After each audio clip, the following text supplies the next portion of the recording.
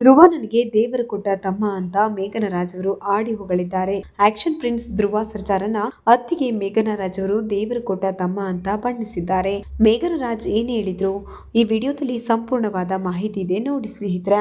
ಧ್ರುವ ಸರ್ಜಾ ಏನಂತ ಕರೀತಾರೆ, ಉದಯ ಟಿವಿಯ ಧ್ರುವ ದಸರಾ ಕಾರ್ಯಕ್ರಮದಲ್ಲಿ ನಟಿ ಮೇಘನ ರಾಜ್ ಸರ್ಪ್ರೈಸ್ ಆಗಿ ಎಂಟ್ರಿ ಕೊಟ್ಟಿದ್ರು. ಆ ವೇಳೆ ಧ್ರುವ ಸರ್ಜಾ ಮೇಘನ ರಾಜನ್ನ ಕಂಡು ಫುಲ್ ಸರ್ಪ್ರೈಸ್ ಆದ್ರು. ವೇದಿಕೆ ಮೇಲೆ ಓಡಿ ಹೋಗಿ ಅತ್ತಿಗೆಯನ್ನ ಸ್ವಾಗತಿಸಿದ್ರು. ಅದೇ ವೇಳೆ ಇಬ್ಬರು ಧ್ರುವ ಸರ್ಜಾ ಮತ್ತು ಮೇಘನ ರಾಜ್ ಹಳೆಯ ನೆನಪುಗಳನ್ನ ಹಂಚಿಕೊಂಡ್ರು. ಧ್ರುವ ನನಗೆ ದೇವರು ಕೊಟ್ಟು ತಮ್ಮ ಅಂತ ಹೇಳಿಕೊಂಡಿದ್ದಾರೆ. ನಾನು ಚಿರುನ ಮದುವೆ ಆಗೋ ಮೊದಲೇ ಧ್ರುವ ಅವರನ್ನ ಬ್ರದರ್ ಅಂತ ಕರೆದು ಬಿಟ್ಟಿದ್ದೆ ಅಂದಿದ್ರು.